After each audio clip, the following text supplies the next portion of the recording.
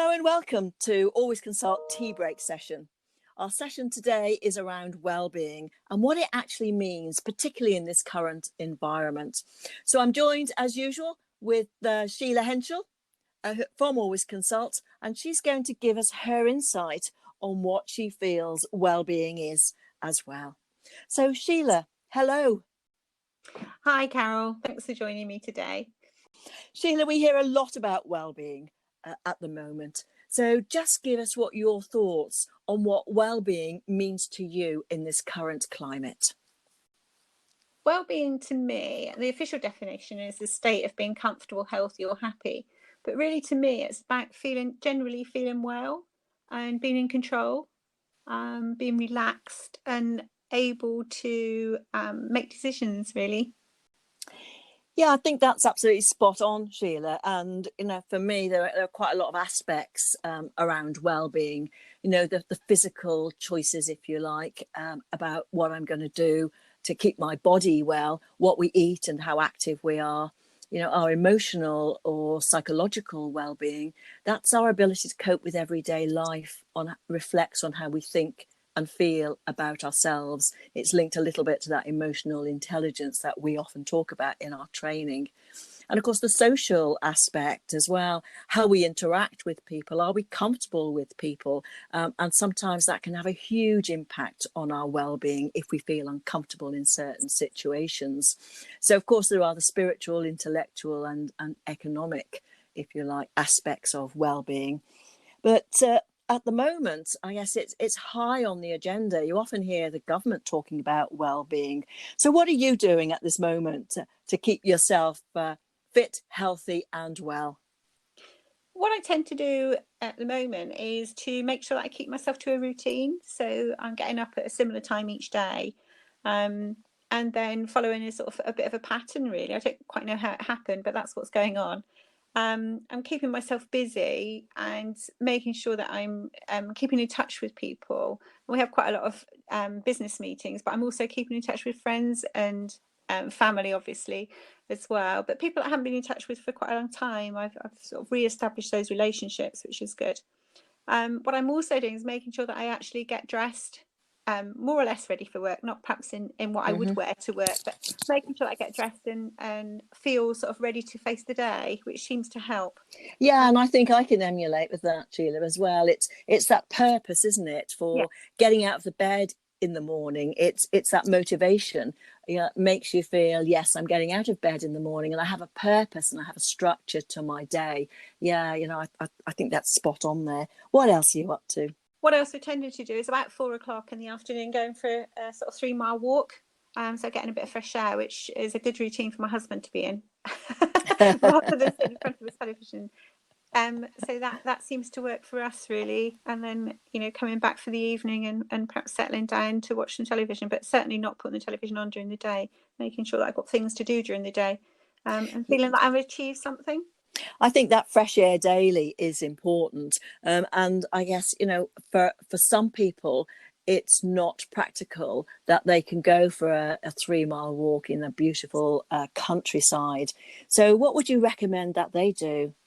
I suppose if you're stuck at home, what you could do is just make sure that you have the windows open or the back door open and just take a breath of fresh air. So, I do feel for those people that are living in apartments. Must be really difficult. But if you can get out in the fresh air, it does make a huge difference to the way that you feel. I think what sticks in my mind when we talk about being, maybe in an apartment where you don't have a garden or countryside to walk around in, it makes me think of is it Italy and in parts of France and Spain, where they're on their balconies and all having wonderful sing-offs and raising their glasses to each other. Yeah. What a fantastic idea if that's possible. Not only is there a little bit of fresh air, but also how that must impact that social interaction must have been an amazing well-being boost to a lot of people. I thought you were going to start singing from the desktop there. No, not quite. That certainly would make people not want to listen anymore to this podcast. I find that what's quite important is to take time out for myself. Yes, we're still working. Yes, we still have a structure. And yes, going out for a walk is my reflection time as well. But if I think about what else for me is very important, it is literally stepping away from everything and anything and focusing on something else, maybe a hobby or an interest. I found that I've dusted down and learned how to sew again, because again that just gives me something different to focus on. And I've noticed that the Department of Education, they've launched an abundance of skills for work, qualifications and just development. It doesn't have to be qualifications. So if anybody wants to do some development, I would say definitely have a look at what the Department of Education are up to at this moment in time, because they are all free as well. What else, Sheila, for you? I think for me, what else I have done is I join an exercise class each week online, which is it's very different from going to a class, but actually I quite enjoy it, and I know that other friends are doing that as well. So I've been doing Zumba, which I haven't done for a long time, and I belong to rock choir in Shrewsbury, and they've put that online as well. It's quite strange singing to yourself in the kitchen on a Thursday evening, but at least you feel part of a group still, which helps as well. What else I've done is I've challenged the children, well, they're not children, the adults in my life, to learn Portuguese, which they're doing on one of their apps as well, which is quite good. It's quite good fun and something else to talk about, because I think that's the other thing. If you're not careful, you can run out of things to talk about when you're talking to people on a fairly regular basis. So if you've got something that you can challenge them to, so it's quite a good thing to do.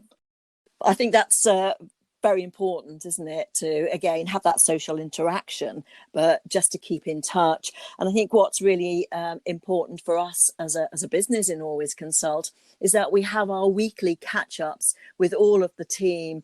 And this morning we challenged them all to the Great Always Consult Bake Off, taking in the banana bread challenge. Yeah. So that seemed to go down very well. Something to do, something to focus on, keeping in touch, but with a little bit of meaning, in as much as we're going to give some money for every entry that comes through.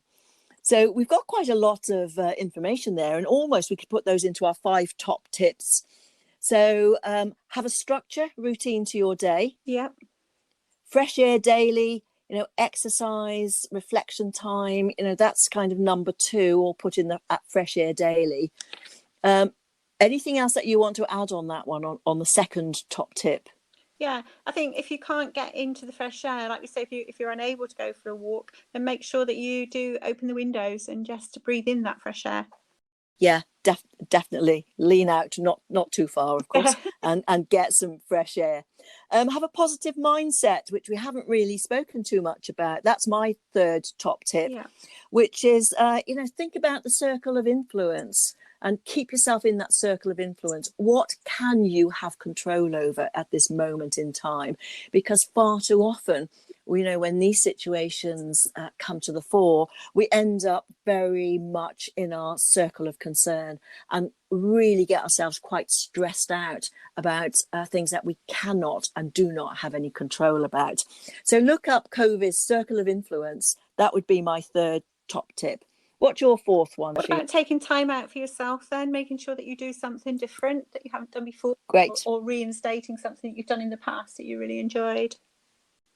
Sounds great. And what about our last and our 5th top tip? The 5th one's got to be keeping in touch with people, hasn't it? Re-establish with previous friends and colleagues, or someone that you haven't seen for a long time. Yeah, in whatever way possible.